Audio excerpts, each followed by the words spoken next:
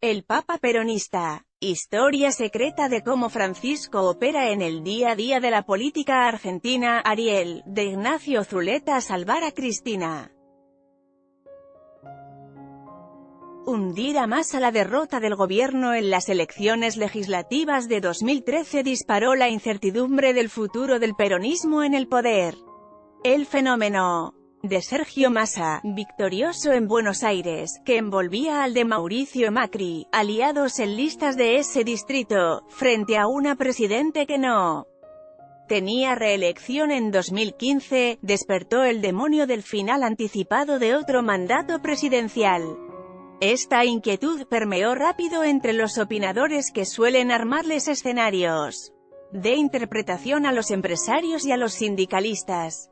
Suelen ser periodistas con jerarquías altas en los medios o politólogos que han hecho fama como consultores, gurúes. Lo transmitieron como un escenario posible a partir de dos elementos: uno, la derrota del peronismo en las legislativas, que repetía la experiencia de 2009, 2, el aislamiento creciente de la gestión de Cristina de Kirchner, que había avanzado desde 2011 en medidas rechazadas por la oposición, como la ley de medios que había sancionado el Congreso, la reforma judicial, la estatización de las acciones de Repsol en YPF y el cierre del mercado de cambios. En 2013, el peronismo disidente de Massa parecía el más calificado por la sociedad para competir por la presidencia, pero en esa elección había sido incapaz de aferrar adhesiones del peronismo en los grandes distritos provinciales.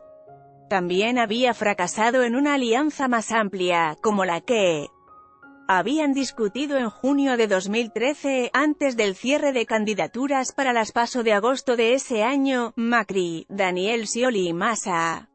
Desde comienzos de 2014, algunos dirigentes empresarios y sindicales pergeñaron un encuentro con Francisco para darle visibilidad al tema de las nuevas formas del trabajo esclavo y de los efectos en la economía mundial de la inmigración.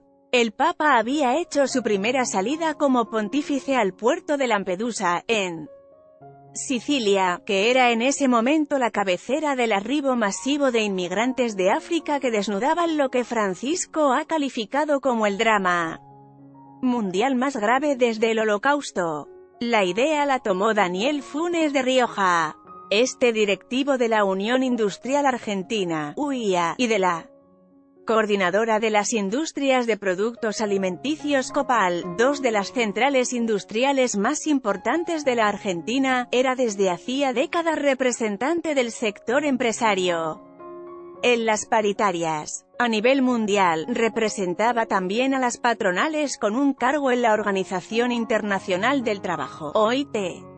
Convocó para eso a dos socios que había reunido para emprendimientos anteriores: Gerardo Martínez, el gremialista de la construcción, que era secretario de Asuntos Internacionales de la CGT, y Carlos Tomada, el ministro de Trabajo, que acompañó en esa cartera al matrimonio Kirchner en sus dos presidencias y que se había formado como abogado de la CGT. También sumó al presidente de la Unión Industrial Argentina, Héctor Méndez. La idea era hacer un viaje de empresarios y sindicalistas al Vaticano para reunirse con el Papa y conversar sobre su participación en la OIT.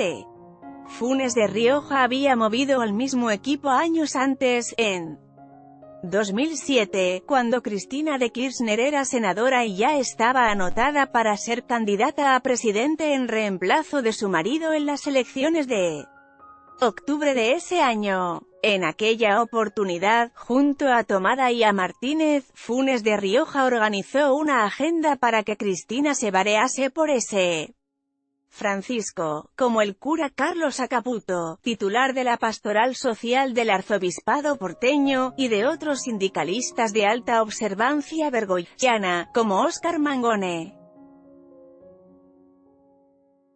Ya tenían fijado hasta el día del encuentro, y era una fecha más que emblemática: el 19 de marzo. Es la festividad de San José, una Devoción personal de Francisco. En su habitación, tiene una imagen del santo, a la que saluda y le pide cosas todos los días. Pero José es también el santo patrono del trabajo y de los obreros, a quien se invoca para la protección de las obras materiales. La burbuja estalló en los primeros días de febrero cuando un diario dijo que la reunión la convocaba Francisco preocupado por la gobernabilidad de Cristina. Es ocioso especular sobre a quién le interesaba que el proyecto de Funes y sus amigos, del cual sabía Cristina a través de Tomada, que actuaba con la venia de Olivos, se exhibiese con otro propósito. La intención originaria era el acercamiento desde la Argentina, que tenía a dos directivos mundiales en la OIT, como Funes y Martínez, para darle impulso a la campaña de Lampedusa del Papa. La publicación de esa noticia redundó en un desaire a Cristina y a los organizadores de la iniciativa, pero principalmente a Caputo, que recibió reprimendas en público y en privado por hablar y hacer de más. Su entusiasmo, especialmente ante la prensa, revelaba lo inconfesable, que la duda sobre si Cristina terminaría su mandato estaba en las mesas de debate del más alto nivel y que Francisco estaba dispuesto a escuchar esos argumentos. Ese era el juego, pero no había que mostrarlo. Quienes se declaran conocedores de Caputo atribuyen este gesto de sentarse sobre el timbre a su temperamento expansivo y a sus ansias de figuración. Quienes conocen a Francisco disculpan al sacerdote y le atribuyen al pontífice la coreografía de la maniobra. Francisco desbarató ese montaje a través de una de sus voceras informales de aquel tiempo, Alicia Barrios. «Alicia, no tengo nada de eso en la agenda», le dijo en una comunicación que él le pidió que hiciera pública. Era febrero de 2014. En pocas horas, desmintió la noticia. Cristina reaccionó con la misma rapidez. Se acercaba el primer aniversario del papado de Francisco. La presidente, sin decirles nada a funcionarios de niveles inferiores, pidió una llamada con Francisco. Le dijo que quería verlo y saludarlo por el primer año de papado. «Voy a estar por allá, porque tengo además un almuerzo con François Hollande en París». El propio pontífice le pidió un instante para mirar la agenda y la invitó a almorzar el lunes 17. Recién entonces se enteraron los funcionarios que debieron recorrer el circuito formal desde la Nunciatura en Buenos Aires hasta la Secretaría de Estado en el Vaticano para cumplir con los protocolos. La respuesta fue parte de un juego a tres bandas. Uno tomaba la delantera frente a los apresurados de Caputo, que exponían, con efectos imprevisibles, la inquietud del propio Bergoglio de que Cristina podía no terminar su mandato. La frase recurrente era, «hay que abrazarla para que termine». 2. Preservaba la relación con ella, sin intermediarios, aun cuando Carlos Tomada era ministro de Cristina y le había adelantado detalles de ese intento de acercar institucionalmente a los dos. 3. Enviaba una señal hacia los Estados Unidos porque ese mismo mes, el 27 de marzo, recibía a Barack Obama.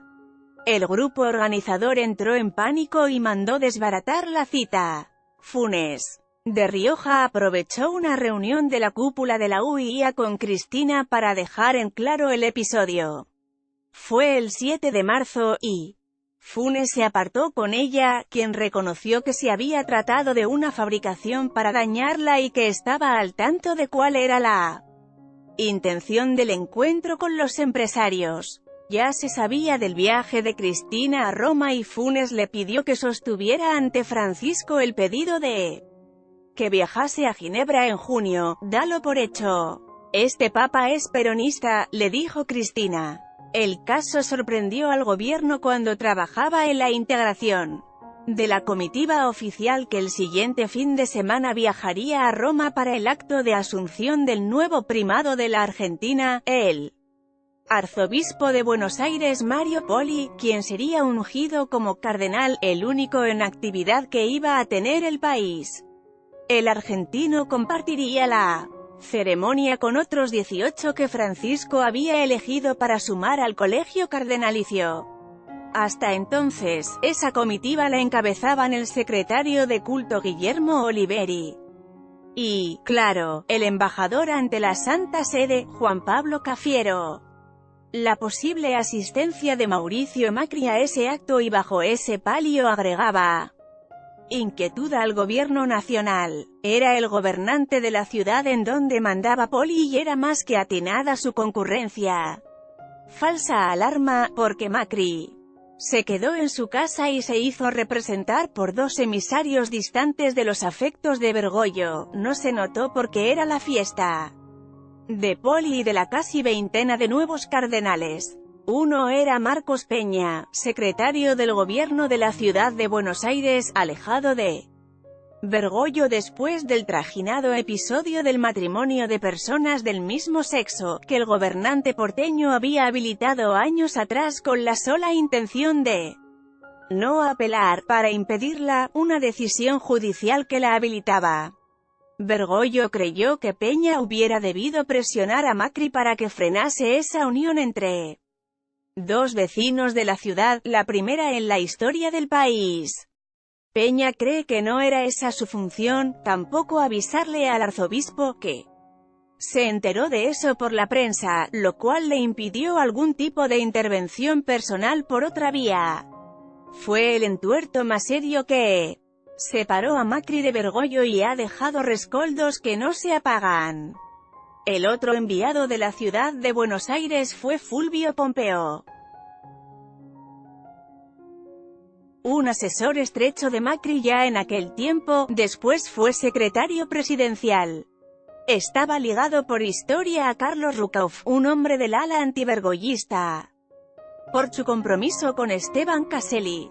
No es seguro que Macri quisiera desairar al Papa enviando a esos dos funcionarios de su mayor intimidad, pero si hubiera querido hacerlo, con eso bastaba. Bergoglio anotó, el viaje presidencial se improvisó con dificultades. Se trataba de hacer escala en Roma el domingo 16 de marzo de 2014 para un almuerzo a solas con el pontífice, antes de la visita a París. Fue un viaje movido en el Tango 01, nave inmensa para los pocos pasajeros que llevaba, el canciller Héctor Timerman, el secretario de culto Guillermo Oliveri, el vocero Alfredo Scoccimarro y una decena de asistentes. Imaginaron que habría alguna parte de charla de altura con la presidente en algún momento del viaje, pero ella se encerró en el dormitorio de la nave y solo salió cuando carreteaba. Se abrió la puerta en el aeropuerto romano y los esperaba otro protagonista del cierre del PJ porteño, Guillermo Moreno, embajador en Italia, quien se destacó del resto de los funcionarios que los esperaban, el secretario personal del Papa, el argentino Guillermo Karcher y el embajador Juan Pablo Cafiero. De ahí a los hoteles Eden, Cristina y Timerman, y Savoy, Oliveri y el resto, de donde no salieron hasta la noche, cuando algunos, sin la presidente, se animaron a terminar el día con pastas y tinto junto a Moreno y a Cafiero. Cristina fue al Vaticano el 19 de marzo y almorzó. Una semana más tarde, el 26, miércoles de audiencia general, Francisco saludó al cuarteto que lo esperaba en el corralito de los invitados VIP. Les escuchó la invitación para ir a Ginebra y acompañarlos en la aprobación del nuevo protocolo para el trabajo esclavo. No les respondió, pero al final Francisco no fue. Un mes después, el Comité de Protección de los Derechos de los Niños de la ONU dio a conocer un informe durísimo sobre los abusos a menores en la Iglesia. Ese documento, fruto de una investigación que duró 6 años, afirmaba que el Vaticano había adoptado políticas y prácticas que llevaron a la continuación de abusos a menores y a la impunidad de los responsables, por no tomar las medidas necesarias para atender estos casos y proteger a los menores.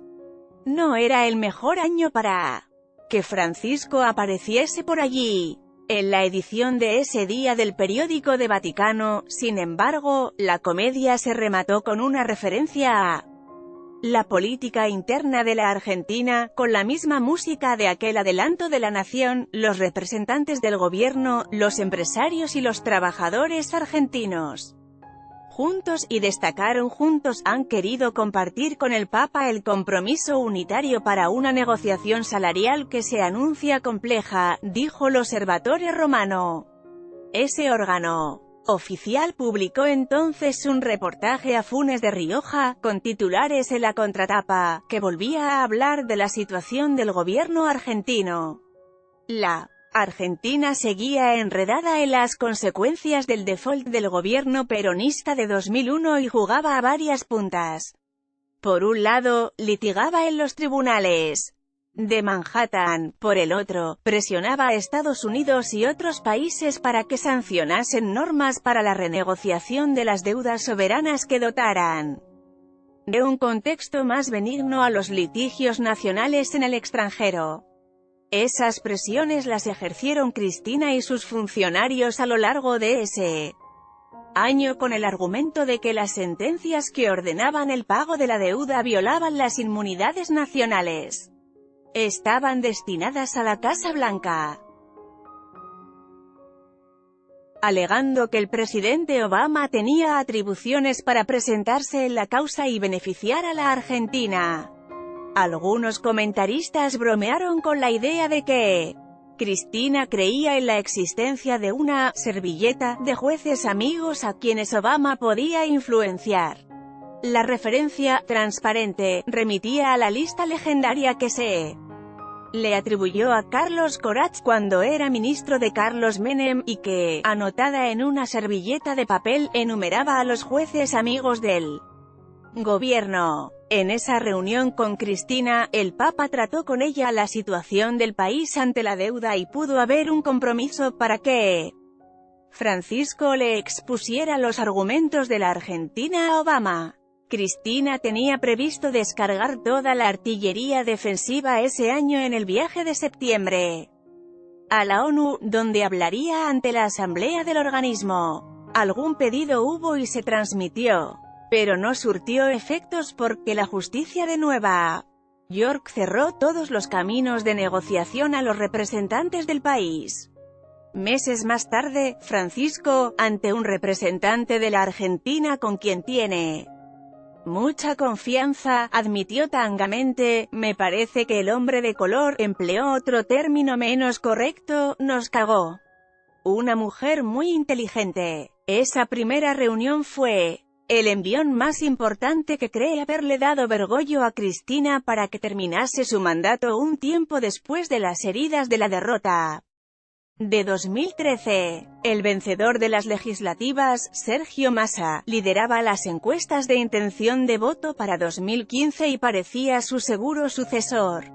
Tenía el apoyo de un sector del peronismo, se lo disputaban como socio los radicales.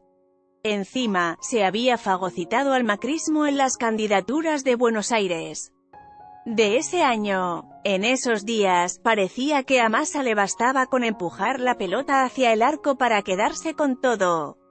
Cuando se conozcan los protocolos secretos de aquellos días, se sabrá si la intención de Bergoglio fue proteger a Cristina o frenar a Massa en el cerco a la gobernabilidad de entonces, que expresaba esa intención de gremios y empresarios y del propio gabinete. A través de Carlos Tomada, se analizaba la hipótesis de una entrega adelantada del poder. Bajo esa música se desarrolló una comedia en la cual Bergoglio logró descolocar a Massa y dar la señal, a la vez, de que actuaba como protector de Cristina Fernández. Lo negó en los dichos, pero en los hechos dejó en claro que quería actuar en el rol de padrino de la gobernabilidad de la viuda de Kirchner. La invitación a ese primer encuentro en el Vaticano se hizo en el clima denso que le impuso Cristina al dedicar, como en la primera reunión de un año atrás, largos tramos de la charla a solas con Francisco a una confesión de las condiciones en que enfrentaba el futuro después de quedar viuda y acosada por una crisis política de desconfianza. Para colmo de males, venía del hospital. Había sufrido una torcedura de tobillo que le hizo decir a Francisco, cuando la vio entrar a Santa Marta, llegaba tarde, como siempre, con una férula, mala pata. Ese día Francisco no durmió siesta, porque quería cumplir con la agenda original, que era reunirse con los encargados de ese cholas ocurrentes, José María del Corral y Enrique Palmeiro. Era el 26 de marzo, fecha que en Buenos Aires habían informado que recibiría al grupo Salvavidas, Gerardo Martínez, Carlos Tomada, Daniel Funes de Rioja. Los recibió en su habitación privada de Santa Marta, y se dio por satisfecho por la faena. Cristina le había dejado una buena impresión de integridad y lejos de estar escorada como para no terminar el mandato. Realmente, es una mujer muy inteligente, se le escuchó decir. No creyó suficiente el esfuerzo, porque volvieron a tener otra conversación a solas en septiembre, antes del viaje a la ONU. Bergoglio creyó cumplida la misión de sostenerla e insistió siempre en que debía terminar su mandato. Transmitía la idea de que un fracaso así sería en parte un fracaso de él como pastor. Una mano a Cristina antes de ir a la ONU en septiembre de 2014, Cristina de Kirchner preparaba su excursión anual a la Asamblea General de la ONU. Allí la Argentina negociaba una resolución en apoyo de su posición ante los acreedores de la deuda defaulteada por otro gobierno peronista. ¿Sabes cuándo va Cristina a las Naciones Unidas?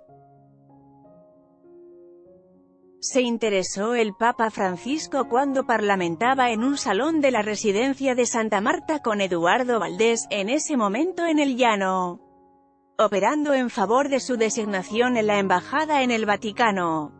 De memoria, o porque lo estudió antes o era un diálogo guionado, respondió que el lunes 22 la presidente tenía previsto estar en Nueva York. Entonces te voy a dar una carta que le vas a llevar vos en persona para que venga a almorzar conmigo el sábado 20 de septiembre.